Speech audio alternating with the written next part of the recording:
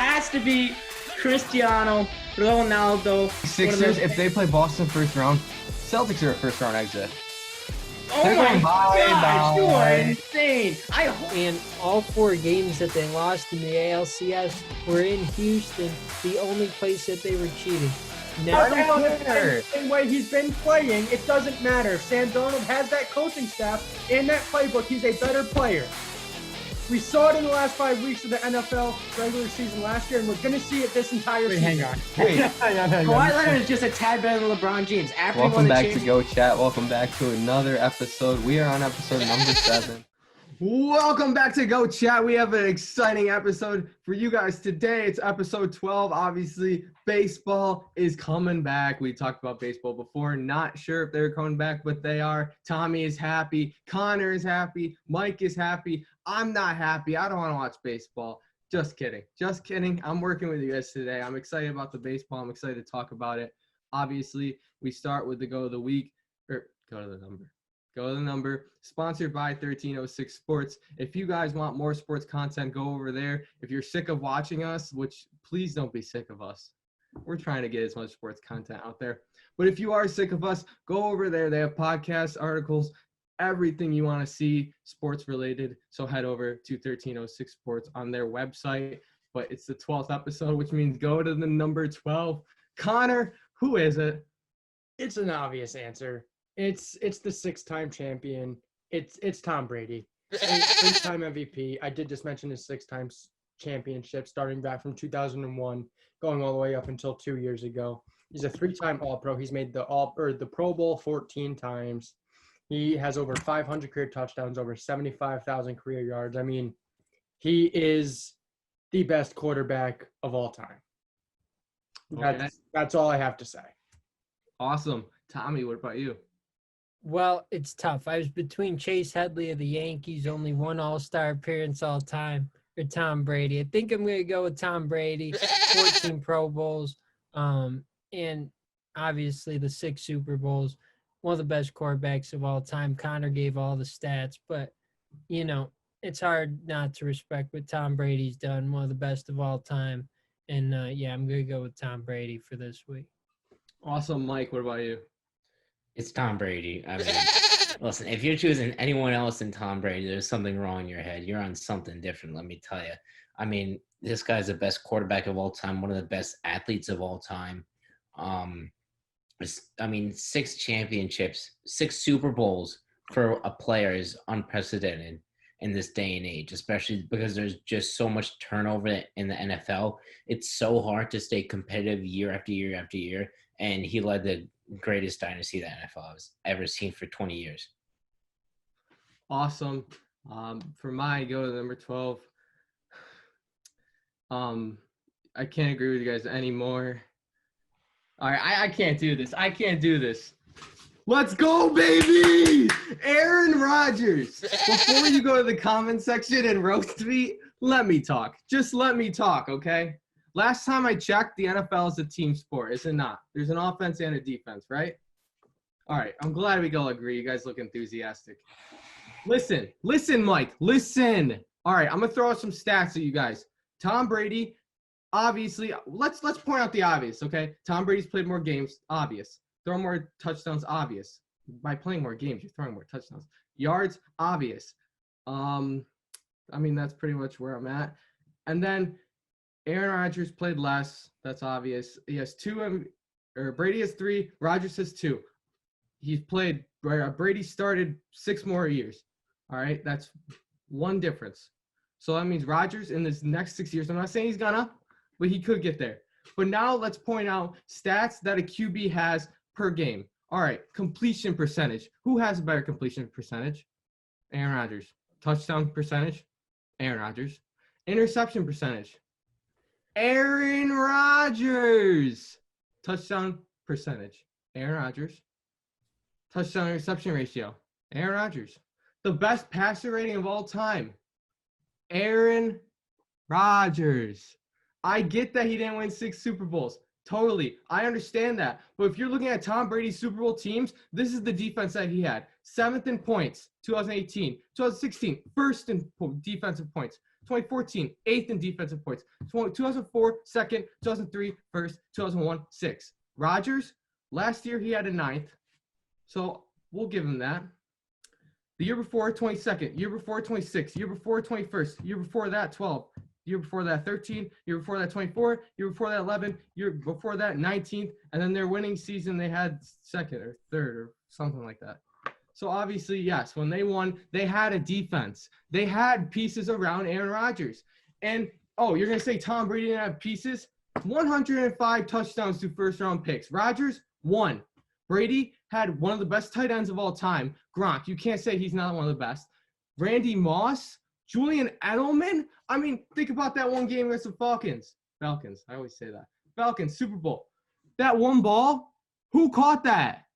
Julian Edelman. Yes, Tom Brady, that was probably his best Super Bowl, I admit that. That comeback, they would have not got that comeback without Julian Edelman's catch or James White's 3 touchdowns. All right, let's keep going down the list. Brady, he had Wes Welker, who was a good playoff. He was a good wide receiver. James White. Deion Branch, who, by the way, you want to talk about Deion Branch? He won the MVP in 2004 because he had 236 yards. Or no, wait. He won the MVP of 2004 because he had led in yards and touchdowns. The year before that, he should have won MVP after he had 143 yards and 1 touchdown. All right, let's talk more about this. 2001, I said that they had a great defense. They had that defense had 2 interceptions on Kurt Warner.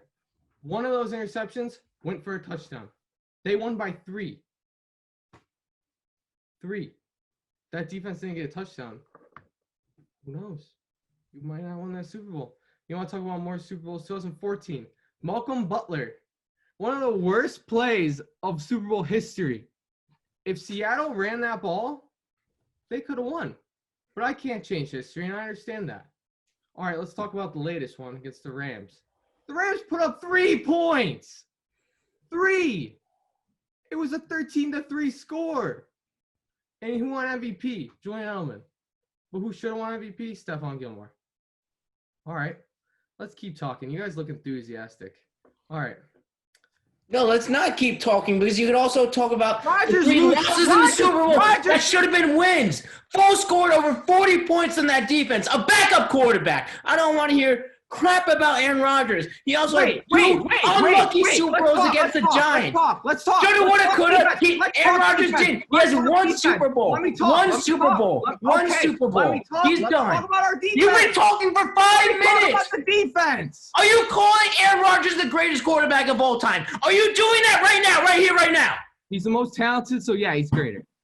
Let me talk about the defense. Let me talk about. All right, let me talk about the defense. 2019, we lost in the conference. 37 points on us, and in all, that was a huge running game. Mike, I see you didn't leave the room because the door didn't open and close, but we'll keep going.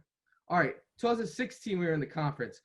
They scored 44 points on the defense. 2014, 28 points. That was a huge comeback with Seattle. All right, those are the 3 conference games. That who knows, if we had a defense, who knows? They could have won the Super Bowl. They could have. If the Packers beat the 49ers, I feel like they could have beat the Chiefs because they already did in the beginning of the year. But also in the beginning of the year, I will say that Patrick Mahomes wasn't playing, and I understand that, Mike, before you even come at me for that. But I truly think that Patrick Mahomes threw 2 interceptions. Who knows if he would have done that in the Packers? My personal opinion, I think they could have won. All right. 2008, my notes are all over. 2008, 2009, Tom Brady, obviously, he went down with an injury. ACL injury. The Patriots went 11-5. Somehow didn't make the playoffs. I wish I was watching that year. Tommy's got Aaron Rodgers on the name. 2016-17, Brady was out 4 games. Patriots went 3-1. You take Aaron Rodgers out of the game? Out of the season. They aren't making anything. His value on the Packers is so much greater than Tom Brady's value on the Patriots. And you see that because the Patriots made it, well, they didn't make it to the playoffs, but 11-5 record without Brady. Matt Castle was their quarterback, and I'm telling you, you definitely don't think Matt Castle's good. And you talk about, all right, 6 Super Bowls, great. If we're taking that analogy, Eli Manning won 2 Super Bowls. He's better. You'd be saying he's better than Dan Marino, who didn't win any. Jim Kelly, who didn't win any. Dak Prescott, who didn't win any. You got to take everything into context. Explain. He just has won so many Super Bowls and has had so many clutch, great performances that he's the obvious best quarterback of all time. One of the best athletes of all time. Aaron Rodgers. Oh, for You sure. will never be able to compare to him. You could list all the stats about the defense that you want, but Aaron Rodgers has had good defenses in the All right, past. name a defense that was good. Last year, the one where he won the Super Bowl, you literally went back and Yes, listed. the one that he won the Super Bowl. Thank you. Okay, you're taking the 1 year out of the 4 years he had a good defense. You also 4 listed years. 2 of the years where he had where the defense was 2 were top 10 12 and defenses. Where's 13. the other 2? Where's the other 2? 2 top 10 defenses. You Last literally, year. you literally just listed 2 other years that were 12th and 13th. That's not a top 10 defense. It's still pretty close. Average It's defense. a pretty good That's pretty defense. much halfway. That's pretty much halfway. That's average defense. That's not a Super Bowl winning defense. Dude, I mean, you're just so gone. Like Oh you just left Connor Hey, don't get me speechless. started. You said Dak was better than Aaron Rodgers last year. You didn't even put He Aaron was. Rodgers in the elite column on your tier list. Because he's not. Oh my God. He had. Dude, he definitely had. I had Aaron Rodgers on my elite. Thank you. Tommy and Connor both had Aaron Rodgers on their elite tier. Okay. Okay, but to be fair, I also had Tom Brady on my elite list. Yeah. Here's the thing with the NFL. Here's the thing. Rings talk. Rings have talked throughout the entire NFL. All right. If rings talk, you think Joe Flacco's a Hall of Famer? You think Joe Flacco's a good quarterback? He was a good quarterback in his prime. He's no longer. So Nick Foles has a ring too. That's so different, though. How? It's a ring. You just said rings talk. Joe Flacco has 1 and Tom Brady has 6. Sick. No, Tom Brady himself has more rings than a majority of teams in the entire NFL. Yeah. My but- team included, they have 1. He has more rings than Dallas. He has more rings than the Packers. He has more rings as a single quarterback than any of these other teams. It doesn't matter about the defense around him. It's a team sport. You can't say. I completely agree that it's a team sport, but it's also a good team to surround your quarterback with those players. That doesn't take anything away from Tom Brady's accomplishments. Yeah, but I think Tom Brady's a great quarterback. Don't get me wrong. I just think Aaron Rodgers is better. He's not. He's not. Gosh, dude, you're just so blind. Oh my I mean, God. come on, dude. You wanna 6 talk about Super blind? Bowls. You want to talk about blind? You could talk on. You could say Dak is one of the best quarterbacks. The only thing that Aaron Rodgers is better at than Tom Brady is selling me State Farm insurance. And getting his head coach fired. Oh, come on. McCarthy didn't put any players around Aaron Rodgers. And neither Is McCarthy the McCarthy's GM? job. It's not McCarthy's job to put players around him. Okay. It's fair. All right. Well, I'm going to throw out one of my honorable mentions. It's another homer pick that Matt has backed up by himself for 10 minutes. Mine's Joe Namath. He guaranteed Super Bowl III. He's one of the greatest number 12s to wear in Jets history. He led them to a Super Bowl against the Baltimore Colts when he shouldn't have won, and he guaranteed it, and that took him down into history. So he is an honorable mention for number 12 there. Yeah, for me, I have Roberto Alomar. I believe he's the only number 12 in baseball history to make the Hall of Fame. So obviously, I got to acknowledge him. He made 12 All-Star teams, won 10 Gold Gloves, four Silver Sluggers, and he's a 2-time World Series champion. Another great player. So I gotta, I always gotta acknowledge a baseball player in my golden number. Awesome. Okay, I guess we should move on. Matt made his points. No, And can I just make one last point? Well, it's go not. ahead. It's not. No, I think Tom Brady's a great quarterback. If he's the GOAT, he's the GOAT. This is just my opinion, guys. I totally get. We all have different opinions, and mine might be just out of my head, and blind bias, whatever you want to say. I think Tom Brady's a great quarterback, and 6 Super Bowls obviously speaks for itself too. I've just always backed Rodgers up for the past, I don't know, 5 years in this kind of debate. So, I hope I didn't offend anyone or anything, just for my opinion. But, yeah, comment section, roast me if you want. I mean, I don't really care. So that's all I want to say. All right. Well, if we have nothing else to say, I guess we will be right back with baseball. Hello, everybody. Welcome back to GOAT Chat. We just had a heated debate in our GOAT of the Numbers segment. Now we're going to talk about some good news. Baseball is finally back. We've been waiting for 3 months. There's been all these negotiations, all this craziness, and it's all over now. Yesterday, baseball officially announced that they're going to return on either July 23rd or July 24th. They're going to play a 60-game season. They're going to have 10 teams in the playoffs. There's some rule changes as well. We're going to see the universal DH for the first time. But that's just for this year. It may be extended into next year, and there's a good chance that is. But for now, it's just going to be for 2020. And another rule change that they're implementing that I'm not that big of a fan of is that in extra innings, they're going to start with a man on second base, which, we can talk about that later, but I don't really agree with that. I think baseball is fine the way it is, but they're going to change that. And also, there's a lot of health and safety protocol. They can't spit out sunflower seeds, which we all know baseball players do that a lot. They're going to sit in the stands most likely rather than the dugout, which will be very different to see as well. So, guys, what do we think of this plan? Are we happy to see baseball back? What do we think? I'm just happy for baseball to be back on my TV.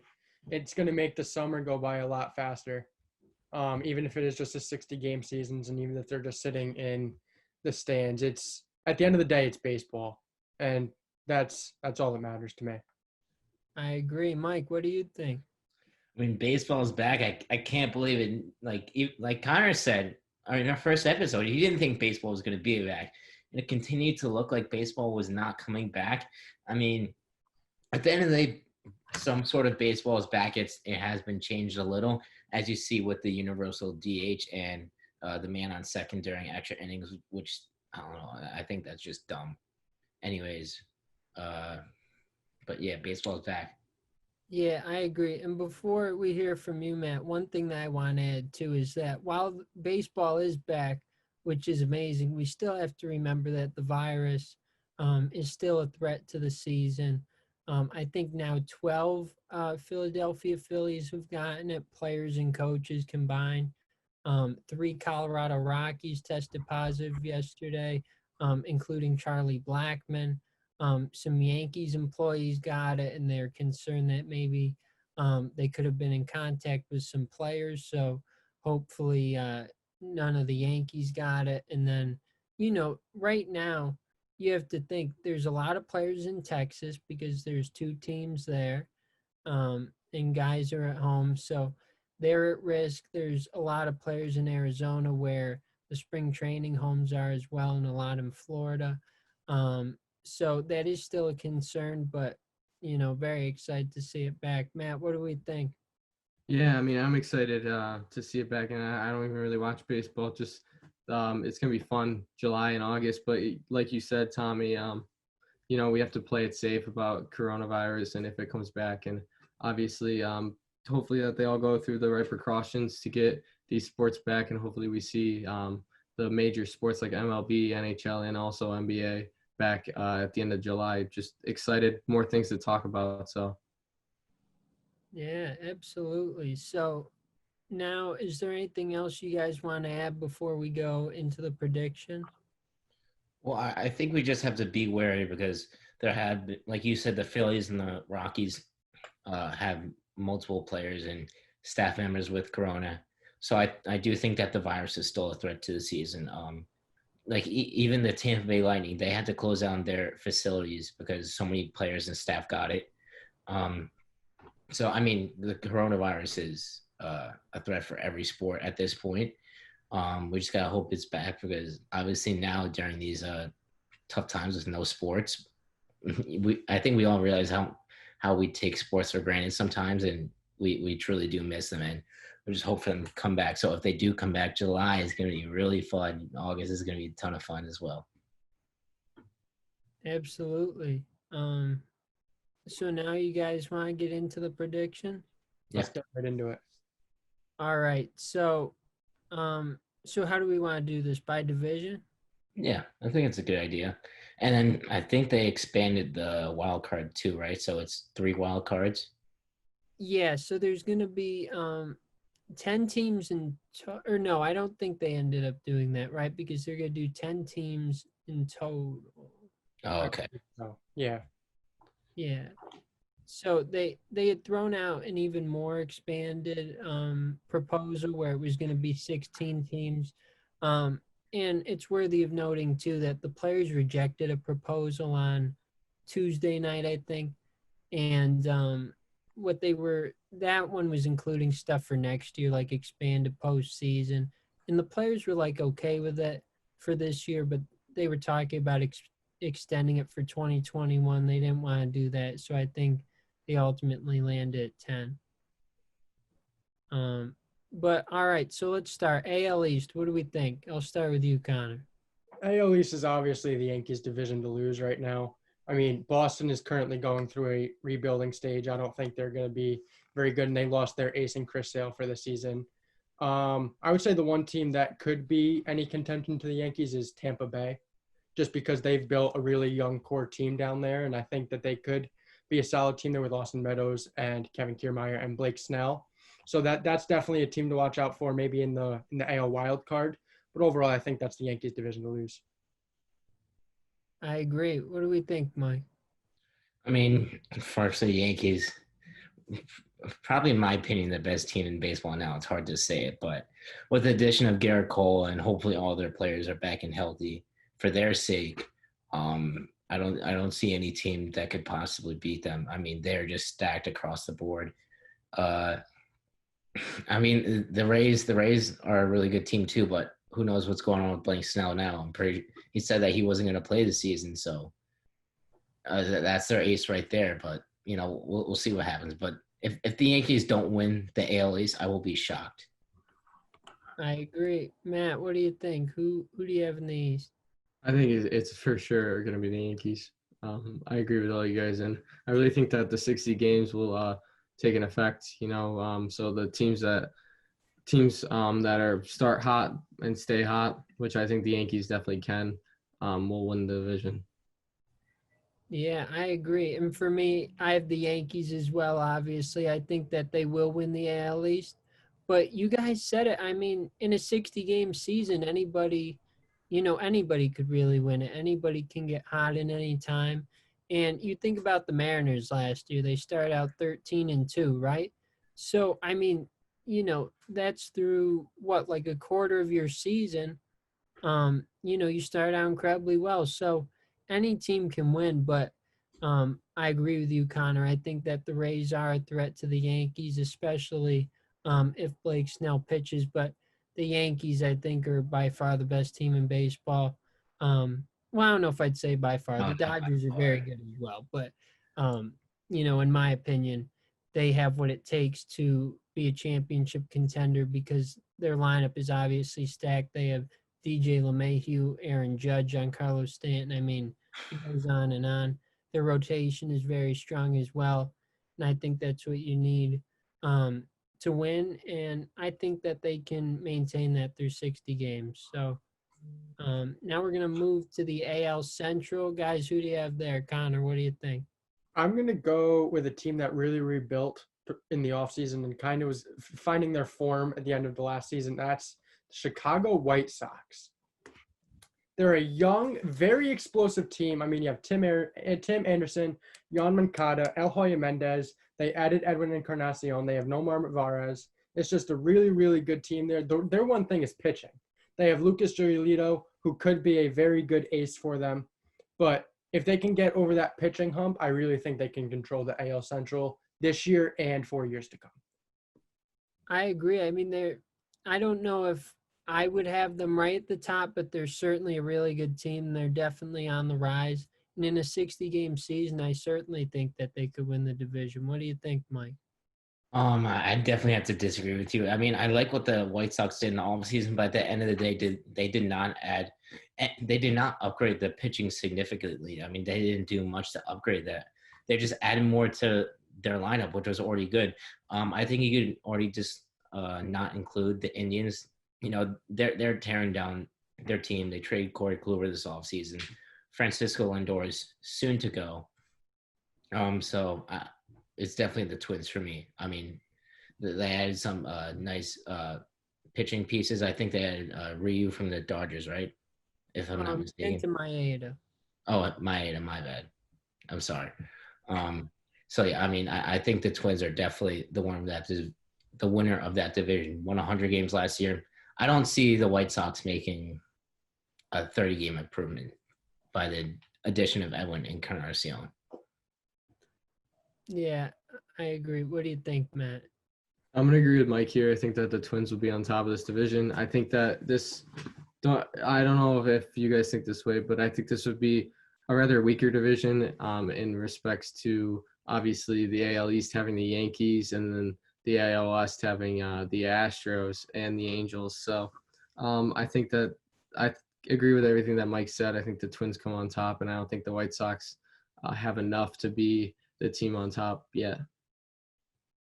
Yeah, and I think that you all have made good points. I think that I'm going to go with the Twins ultimately to win that division.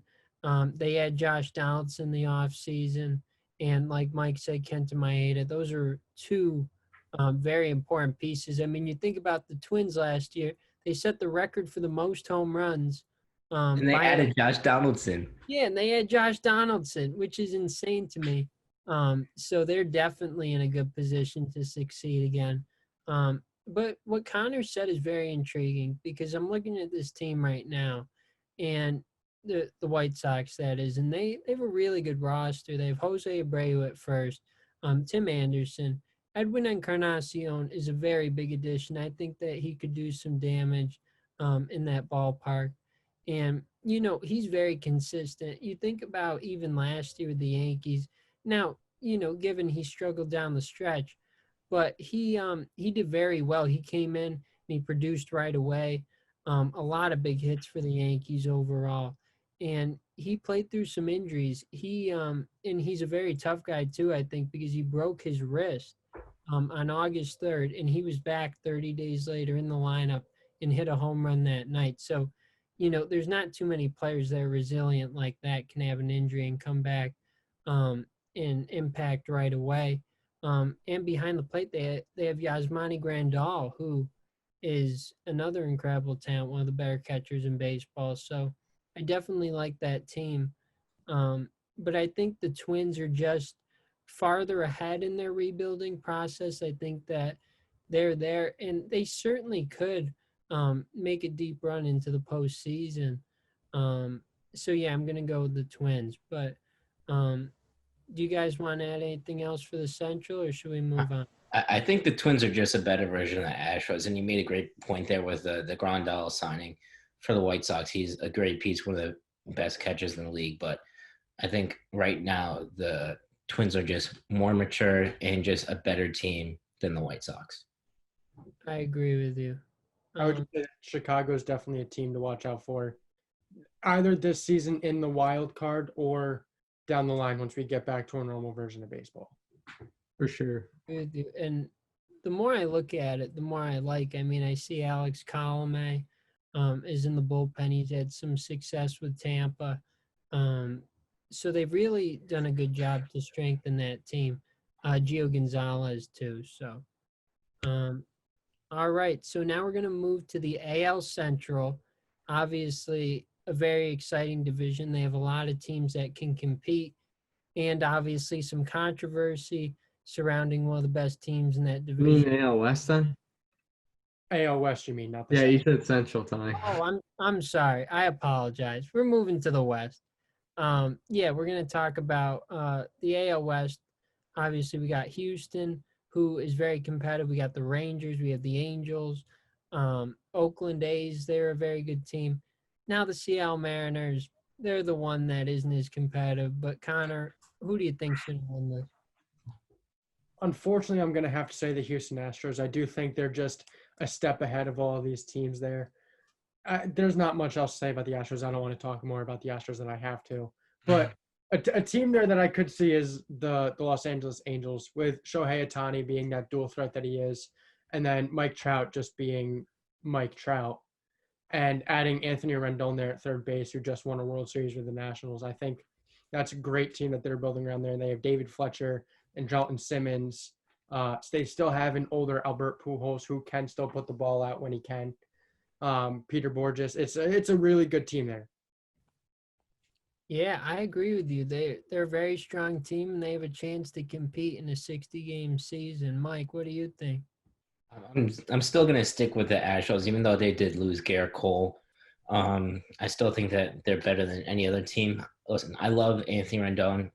I think him and Arenado are the two best third basemen in baseball. But the Angels pitching is still not good, and Otani is a better hitter than he is pitcher, I think. So, and who knows if he's even going to stay healthy, right?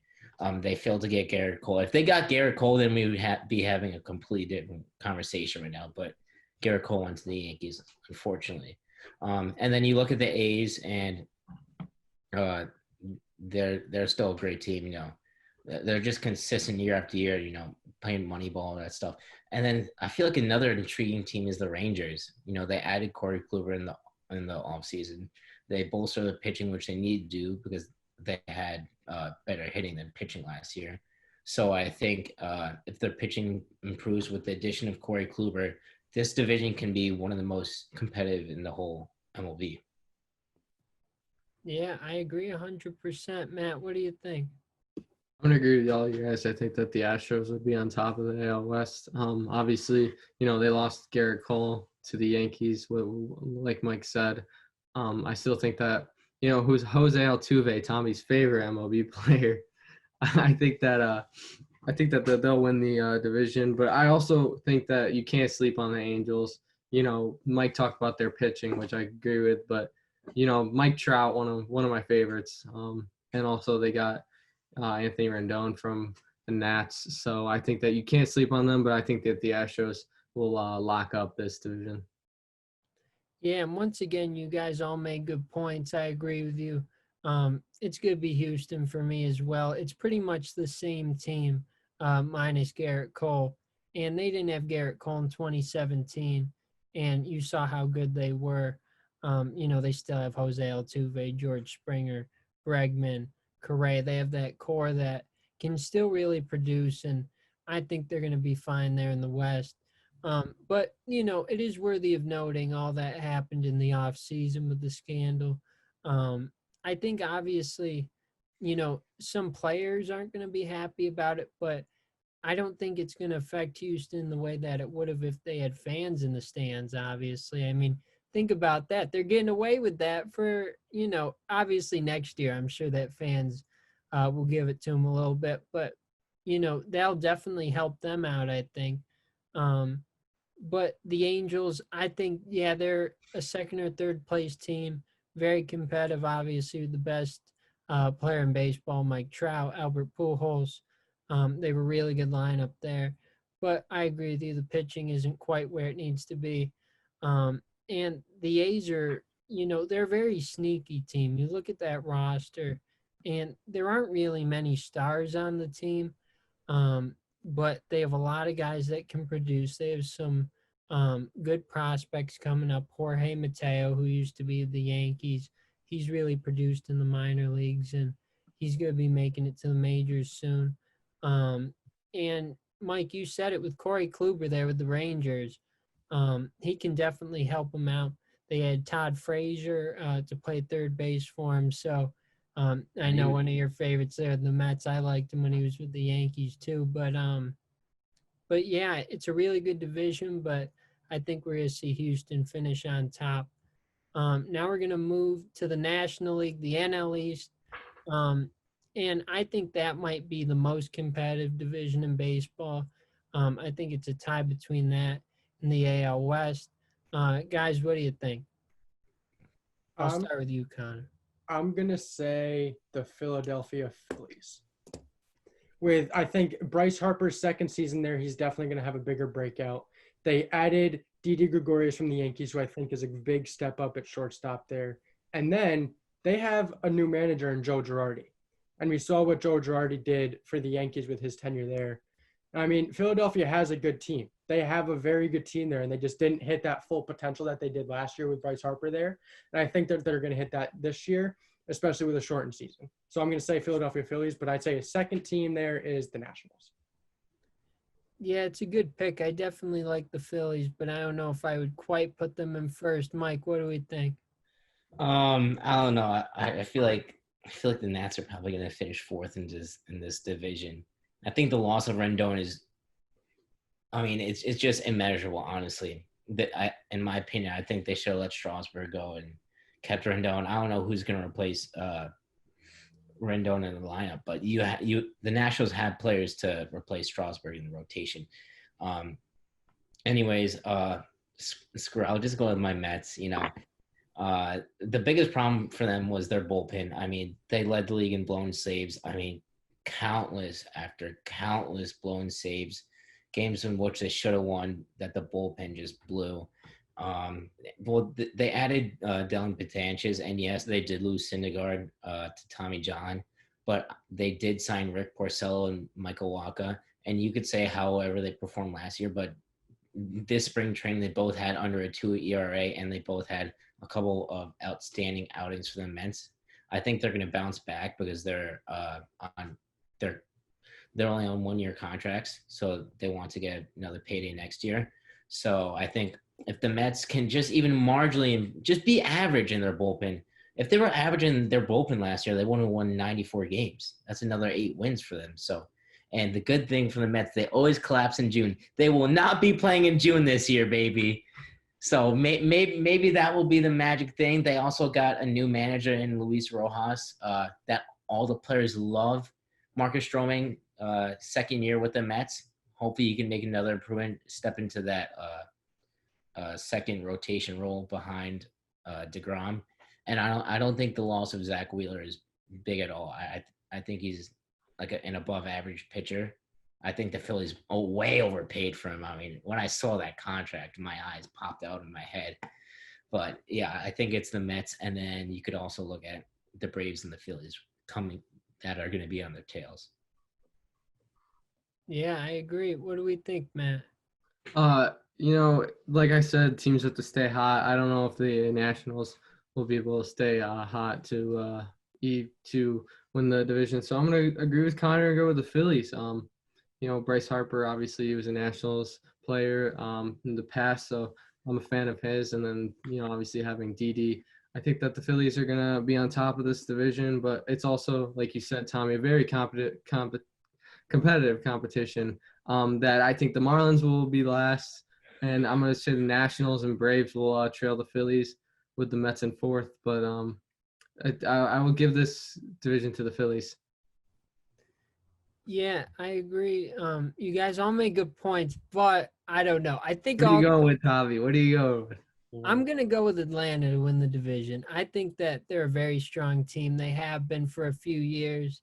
And I think that they're knocking right on the door of doing something special, potentially a World Series. I mean, you look at them last year, 97 wins, and it's virtually the same team coming back. Although they did lose Josh Donaldson. So that's right, Connor, right? That he was with them last year. Yeah. So Well, they also added Marcell Ozuna, and I forgot what pitch they added. It was like 1 year and $19 million a year. 1 year and $19 million a year. I forgot his name, but I think it was Cole Hamels. Oh, you know what? I think you're right. And it's a very strong team. I think that ultimately they're going to win the division. But, well, that's kind of what I was thinking going in to this year. But, I think the Phillies are a really good pick in a 60-game season. And Connor, you said it with Joe Girardi. He can really elevate a team. A tremendous manager. He won a World Series with the Yankees. Um, and I believe he's third or fourth all time. Um, on the Yankees manager's win list. An incredible manager. And you look at that team. I mean, they have Bryce Harper, Andrew McCutchen, Didi Gregorius. I think Zach Wheeler's another big addition. And I agree with you, Mike. I think they definitely overpaid him. But at the same time, they've really struggled pitching wise over the past few years. Um, they need to get somebody in there into the rotation. Aaron Nola can't take care of it all by himself. Um, so I think they're a good pick as well. I think the Mets could do it too. I mean, that's a really good rotation. Obviously, they're without Noah Syndergaard until sometime next season. Well, But yeah, uh, what were you gonna say? okay, well, I think the extended break is actually going to help the Mets out. Batanchas had an injury coming into the season. He wasn't supposed to be back until May. We're going to start playing in July. And you also look at Cespedes with the addition of the universal DH. He could totally step in and hit a lot, be a great bat, or Cano could even play DH. And you look at the Mets last season, they really started to heat up. Like players like Robinson and Cano started to settle in. Michael Conforto started to settle in. Brandon Nimmo, he was hurt for half the season, and he really struggled when he started to come back. But the last 20 games of the season, he really turned around and started to put the ball in play. So I think you look at the Mets, and they're a team that if they continue what they ended last season, which is what I have to admit, they have struggled of doing that because they usually end the season extremely strong. But I think because of the shortened season, because it is later in the year, and you could call me superstitious if I want. I am very superstitious. June is the killer Mets month. 100%. They are horrible in June. They were the worst team in baseball in June last year. So if you take that month out, you look at the Mets, and I think they win the NL East. Listen, I hate the Phillies, but they are a great team too. Same with the Braves. I don't think the Nationals will win the NL East. They might get a wild card, but I don't think they're good enough to win the NL East without Rendon. Juan Soto is a beast, but he can't carry the whole lineup. Yeah, I mean, you make a lot of good points with the Mets, and you were talking about their bullpen struggles. I honestly think that Edwin Diaz is going to be fine. I think Please, even Familia, he wasn't even good last year either. Diaz was horrible. I mean, he was so bad. no, and I do understand that, but I don't think you can, you know, you can't expect that from him every year. I think that'll probably end up being the worst year that he ever had in his career, and he's going to go right back to being Edwin Diaz. I think he's just incredibly dominant. You saw what he did with Seattle, He was and the best closer in baseball. He oh, he, 100%. he had what, like 60 saves in a row?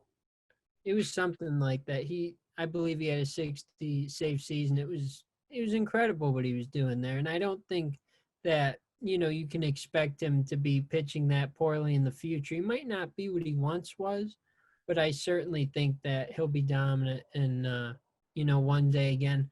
And with Washington, I agree with you. I don't think that they're gonna win the division, but and obviously Anthony Rendon, that's a big loss, but they added Starlin Castro, which I think is a big move for that infield because if you look at his numbers through his age 29 season, they are almost identical to Derek Jeter and Jose Altuve.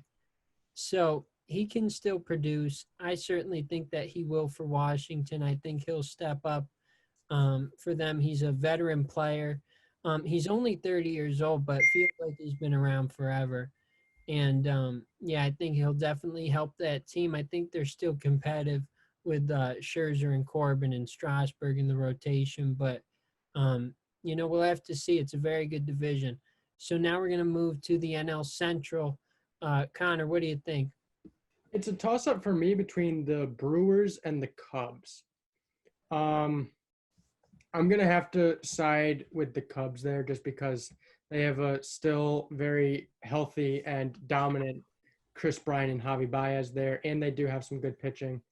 But I mean, the Brewers do have Christian Yelich and some good pieces around him. So those teams are definitely going to drive this division, in my opinion. But I think it's going to be the Cubs. Yeah, that's a good pick. What do we think, Mike? Listen, I love the Cardinals. I loved them last year. I just think the trade for Paul Goldschmidt, I think Paul Goldschmidt is obviously him and Freddie Freeman. I think Freddie Freeman is probably just a little bit better because of what he did last season. Paul Goldschmidt's slump last season, even though he was an all-star caliber player last season.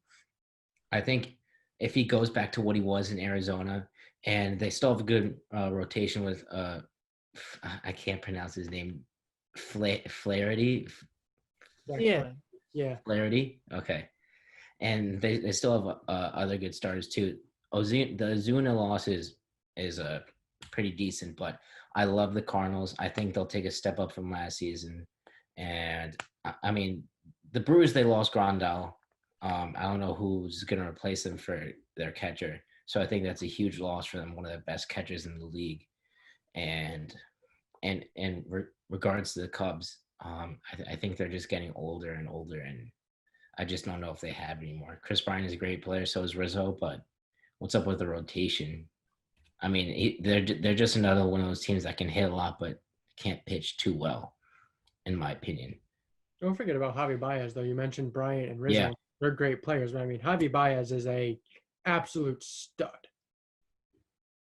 Yeah, absolutely. And Wilson Contreras behind the plate too. Mhm.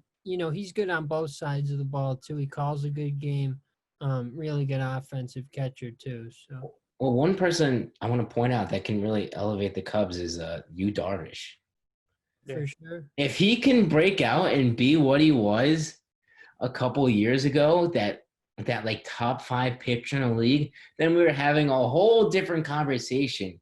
I mean, as of right now, he's been a huge bust for the Cubs. And if he can go back to what he once was, I mean, watch out for the Cubs. If that's so. That's a big if, though. He hasn't been that guy in a little bit now. So we'll move on to, what do you think, Matt? Who do you think is going to win the NL Central? This is kind of a difficult one for me since I'm not a huge baseball guy compared to you guys. Obviously, the Brewers, Cubs, and Cardinals are all good teams, but I think I'm gonna go with the Brewers. They have one of the best players in Christian Yelich. I think that if it was a longer season, I might go with the Cardinals or Cubs, but I think that is at the 60-game season, it's going to be a team who's going to be hot, and I think that the Brewers will win this division. But I do agree that it'll be a close one in this division with the Cubs and Cardinals behind them too. Yeah, you guys made a lot of good points, but I think one team that you're forgetting is the Cincinnati Reds. They've really they've quietly improved their team. They have a really good rotation now. They have Trevor Bauer, Sonny Gray. They have Mike Lorenzen that comes in out of the pen, Luis Castillo, Anthony DeSclafani, Wade Miley, another solid piece that kind of flies under the radar. And let's take a look here at their outfield. They had Nick Castellanos, who I think is an underrated player. I'm not saying that the Reds will definitely win the division, but at the same time, I think they could in a shortened season. I was talking about this with some of my other friends, and originally they were picking the Reds to win it all, and I didn't think they had enough, to sustain it through a full season. But in a 60-game season, I think they can. Mike Moustakas, another really good piece. So that's who I'm going to pick in the Central for now. Honestly, go ahead, Matt. No, I was just going to say awesome, but here you go ahead. I was going to say, yeah, the Reds are a great pick, and I feel like they are flying a bit under the radar. I honestly think that they're probably better than the Brewers right now. The Brewers lost Moustakas and Grandal. I mean, the Brewers lost Moustakas to a division rival, which is horrible. So I think if the Reds can step up, Sonny Gray was really good for them last year. And you forgot about Joey Votto. He's Yeah. still killing it at an older age. So I think the Reds, honestly, if the Cubs pitching is like what they are last season, I think the Reds will probably finish second above the Cubs and the Brewers.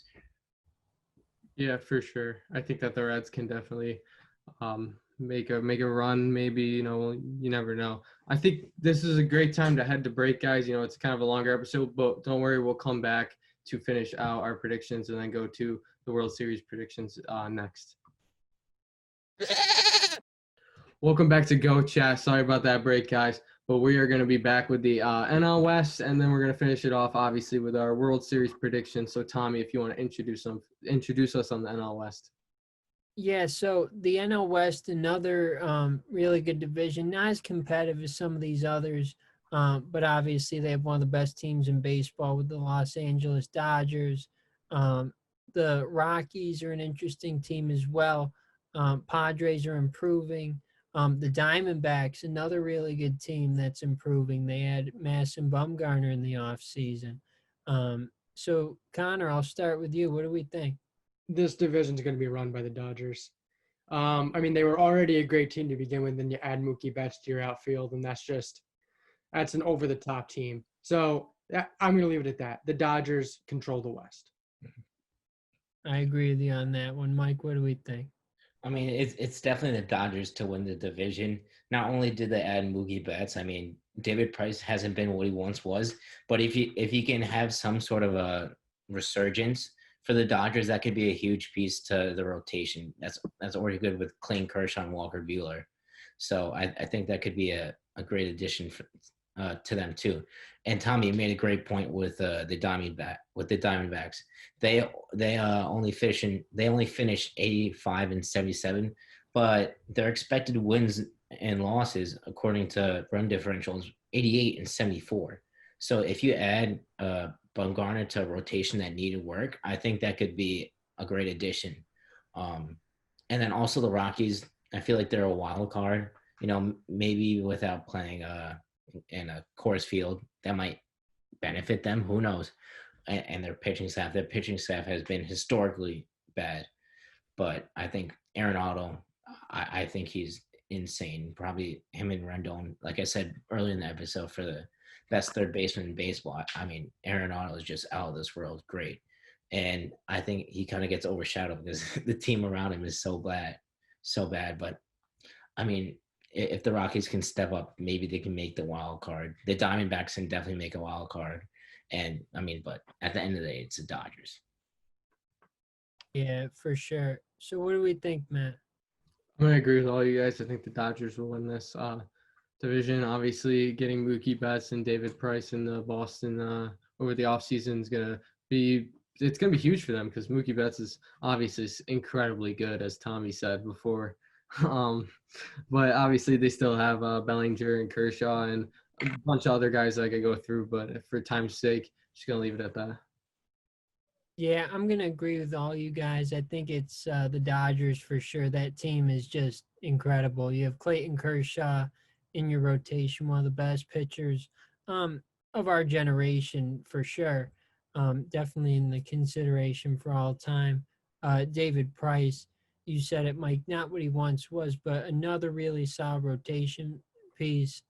Julio Urias, Alex Wood, really good rotation. And, in the infield, they have Corey Seager, one of the bright young stars in the game. Justin Turner, another really good piece, used to be with the Mets, and then he went to a good team. They have Max Muncy over there. He can he's very impactful as well over there at first base. Cody Bellinger, can't say enough about him. Incredibly outstanding player. He's one of my favorites that's not on the Yankees. Mookie Betts. Not Jose Altuve? Definitely not Jose Altuve, and Cody doesn't like Jose Altuve either. But Mookie Betts, he did damage in Boston. He'll go and do the same in LA. And he's a free agent after the season, so he's going to want to perform to try to get a big contract in the off season. Jock Peterson, another really talented player, but yeah, the Dodgers I think are just going to be dominant. overall. Bumgarner helps the Diamondbacks, and I think we should give a shout out to their center fielder too. Tim LaCastro went to Ithaca, That's so right. yeah, he another really good talent. Glad to see him doing well on a team that's on the rise, but I don't think that they'll be competing for that division this year. And the Rockies, they could make something happen in a short season in 60 games. You think about the altitude there in Colorado, the ball really flies. Nolan Arenado, he, you guys said, I mean, he is one of the best third basemen that I've ever seen for sure. And, he can hit home runs. They have Trevor Story there that can hit home runs. Who am I leaving out? I Charlie know Blackmon. somebody else. Oh. Oh, Charlie Blackmon. Yeah, Actually, he was actually just recently tested positive for the coronavirus. I know. That's very sad. Hopefully he can get back out there soon because, like you said, I mean, he's another really good piece. So, in a shortened season, if, they have some good offensive numbers there at Coors Field, I think that, they could make a run, certainly at a wild card. But yeah, I'm going to go with the Dodgers. All right, so I would say we all just give our World Series predictions now. So we just kind of go around and say the two teams that we think will be in the World Series as well as the winner. So, Mike, I'll start with you. As much as I hate to say it, it's going to be Yankees Dodgers. If it's not Yankees Dodgers, the Dodgers choked in the playoffs. I mean, or the Astros cheat again. Who knows? But I think it's Yankees Dodgers, and I have to go with the Yankees for the World Series. I hate to say it, they're so good, but watch out for this. I don't know if all the MLB teams are going to be playing in their own home stadiums or if they're going to have hub cities. Do you know anything about that, Tommy? I do, yeah. They're going to play in their home stadiums for the most part, but Major League Baseball has the right to move a team at any time if they feel that the virus, is unsafe for them to play in that spot. So we could definitely see that in Florida, Arizona, Texas.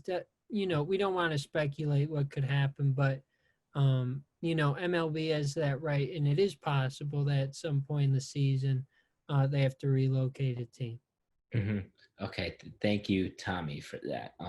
But I was gonna say, if the MLB did have hub cities like the NHL and the NBA are going to have, they won't have that short fence anymore.